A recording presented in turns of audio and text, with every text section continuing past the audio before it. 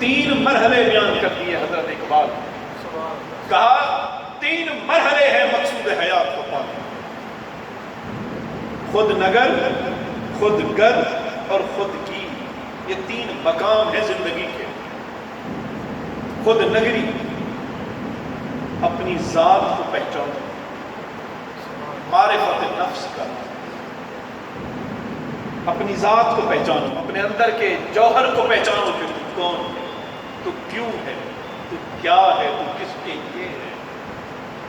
معرفت نفس ہو گئی، من عرف نفسہ فقط عرف، جس نے خود کو پہچان لیا اس نے رب کو پہچان لیا۔ تو یہ پہلا مرحلہ ہے معرفت نفس۔ دوسرا مرحلہ ہے خود گری کا، اب اپنی ذات کو تعمیر کر، خود کو پہچان لیا، اب اپنی ذات کی تعمیر کی جائے، اور ذات کی تعمیر جب ہو جائے تو دشمن آتے ہیں بنی بنی عمارت کو گرانے کے لیے۔ بنانے کے لیے تو بڑا وقت لگتا ہے، گرانے کے لیے تو ایک چٹکی بھی نہیں لگتی۔ اپنی ذات کی تعمیر ہو جائے، اگلا مرحلہ آتا ہے اس کے تحفظ کا۔ اب اس بنی بنائی عمارت کو دشمن سے محفوظ رکھنا ہے، اس لیے کہا تیسرا مقام ہے خود گیری کا۔ اب اپنی ذات کو سنبھالنا کیسے ہے؟ خود گر اور خود گیر کا، خود نگر، خود گر، خود گیر، خودی۔ جب یہ تینوں مرحلے کامیابی سے طے ہو جائیں تو پھر اقبال کہتے ہیں یہ ممکن ہے کہ تم موت سے بھی مر نہ سکے۔ یہ اگر آخری مرحلہ ہے، یہ نتیجہ ہے، یہ ثمرہ ہے۔ اگر ذات حسین کو دیکھ لیا جائے، ذات حسین کو تک لیا جائے، انہی 3 مرحلوں میں خود نگری کہ خود کو دیکھ کہ تو کون ہے، تو کیا ہے، تو کس کا بنتا ہے، تو کس لیے ہے، تیرے فرائض کیا ہے اور تیری زندگی کا مقصد کیا ہے۔ اب اگر دیکھا جائے تو حسین کس کے کندھوں کی سواری کرتا ہے؟ احادیث یہ کہتی ہیں کہ حضور نبی رحمت صلی اللہ علیہ وسلم حضرت حسین کو کندھوں پہ سوار کیے، اب مدینہ مبارک کی گلیوں میں چل رہے ہیں، پر حضرت سیدنا فاروق اعظم دیکھ کے کہتے ہیں کہ سواری کتنی اچھی ہے۔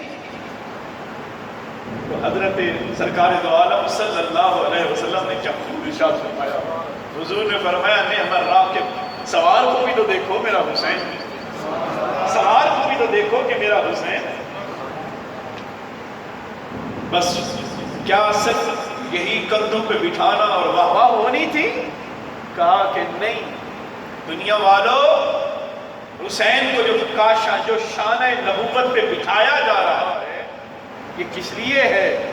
یہ اس لیے ہے اے میرے نواسے، اے میرے نور نظر، میرے لخت جگر، میرے کندھوں پہ بیٹھ کے اپنا مقام دیکھ، میرے کندھوں پہ بیٹھ کر اپنا مقام دیکھ کہ تو کون ہے، اور تجھ سے آگے دنیا کی امامت کا کام دیا جانا ہے، تجھ سے آگے دنیا کی امامت کا کام دیا جانا ہے۔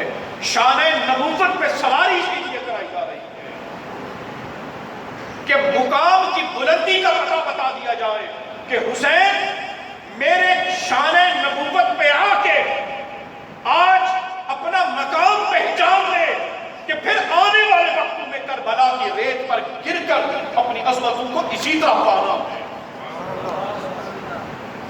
شان نبوت کی بلندی اسی لیے دی جا رہی ہے کہ کرب و بلا کی ریت پر جب حسینیت کرب و بلا کی ریت پر جب گرے تو دنیا کے سامنے وہ اٹھ جائے۔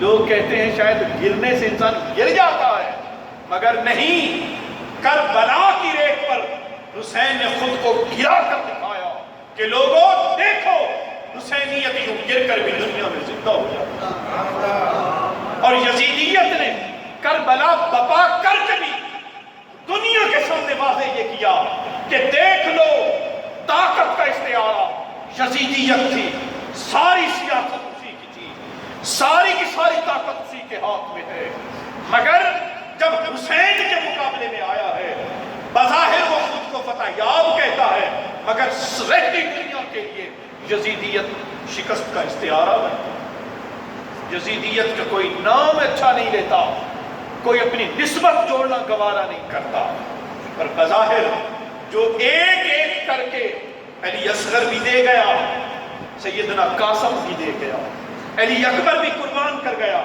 ایک ایک کر کے 72 تن قربان کر دیے. جب اب ان کی آئے تو کوئی دریغ نہیں کیا، نوسوں کی سبق شان نبوت سے یہی پڑھا تھا. تو مقام دکھایا جا رہا تھا شان رسالت مآب سے کہ حسین اپنی ذات کو پہچان، پھر خود گری کہ اپنی ذات کی تعمیر. اب یہ تعمیر بھی سرکار دو عالم صلی اللہ علیہ وسلم کے فیض میں ہے کہ ذات کی تعمیر ہو رہی ہے، مگر کس کی صحبت میں؟ صحبت رسالت مآب. حضور علیہ السلام کی مبارک سیرت کا سامنا کروایا گیا کہ دیکھیے اپنے نانا جان کو، کوئی ایک مصیبت نہیں، مسائل کی نہ ختم ہونے والا سلسلہ ہے. حضور نبی رحمت صلی اللہ علیہ وسلم نے کیا کہا؟ کسی نبی کو اتنا نہیں آزمایا گیا جتنا مجھے آزمایا. میں اپنے رب کا شکر گزار ہوں. یہ مسائل دیکھتے رہے حضرت حسین کہ میرے نانا جان زندگی کے ہر موڑ پر کس طرح صابر رہے اور کس طرح شاکر رہے. صبر کا دامن ہاتھ سے بد دعا نہیں دی، دعائے دلالہ نہیں فرمائی کسی نے. وہی حسین یہ خود گری ذات تعمیر ہو اور پھر تب خود کی کہ اپنی تعمیر کرائی جا رہی تھی کہ شیطان آئے گا، اس لیے کہ شیطان کا کام ہے اللہ کے بندوں کو اللہ کی راہ سے بھٹکانا. اگر یاد نہ ہو تو حضرت سیدنا ابراہیم کا قربانی کا واقعہ دیکھیں. شیطان آیا تھا، ابراہیم کیا کر رہے ہیں؟ ایک خواب کے لیے اپنے نفت جگر اسماعیل کو بڑھاپے کا سہارا ہے، اسے قربان کر دو، کچھ اور قربان کر دو، اسماعیل کو قربان نہ کر. حضرت سیدنا ابراہیم خلیل نے 3 دفعہ حملہ کیا اور 3 دفعہ پتھر مار دیا. حضرت اسماعیل کی خدمت میں آیا کہ ذبح کرنے چلے ہیں تجھے. وہاں سے بھی خواب و خاطر ہوا کہ اسماعیل کی ایک تو کیا کئی جانے آ جائیں تو اللہ کی راہ میں قربان. پھر آپ کی والدہ ماجدہ حضرت سیدنا اسماعیل کی خدمت، والدہ ماجدہ پر حملہ کیا. جب کہاں لے گئے تجھے پتا ہے اسماعیل کو؟ کہا دوست کے پاس لے گئے. کہا کوئی دوست کے پاس لے کے نہیں گئے، یہ سارا واقعہ ہے. تو ذبح کرنے چلا. کہا اگر اس کو میرا اسماعیل چاہیے تو ایک کیا جتنے ایک کر کے دیتا ہے. شیطان کا وار ناکام گیا. کیا ادھر شیطان نہیں تھا؟ شیطان یہاں بھی آیا مگر سیاست کے انداز میں آیا کہ حسین اپنا خاندان ساتھ لیے بیٹھے ہو، کچھ خیال کر لو، 10 دن سے پانی نہیں ہے، پانی بھی دے دیں گے، سب کچھ دے دیں گے، راستہ چھوڑ دیں گے، آپ چلے جائیں گے، مگر ایک شرط ہے کہ یزید کی بیعت کر دیں. یزید کی بیعت کر دیں. اب بیعت کر دیں تو آپ کو ہمارا جھگڑا ہی کریں. مگر امام حسین بیعت کرنے کو تیار ہو. کسی نے کہا حضرت امام عالی مقام سیاست کے لیے آئے ہوئے تھے، معاذ اللہ، لڑائی کے لیے آئے ہوئے تھے، معاذ اللہ. کیا کوئی لڑائی کے لیے اپنے گھر کے چھوٹے بچے اور عورتیں ساتھ لے کے آتا ہے؟ پورا بوجھ کے نافذ دو. آئمہ اہل بیت اطہار نواسہ رسول پر الزام لگاتے ہو کہ وہ سیاست کی لالچ میں آئے تھے. اگر جنگ کرنے آئے ہوتے تو کیا علی اصغر جیسے معصوم ساتھ لاتے؟ کیا اہل بیت اطہار کو عورتوں کو ساتھ لے کے آتے؟ تو اپنی عقل کو کچھ احساس تو یہ غلط ہے.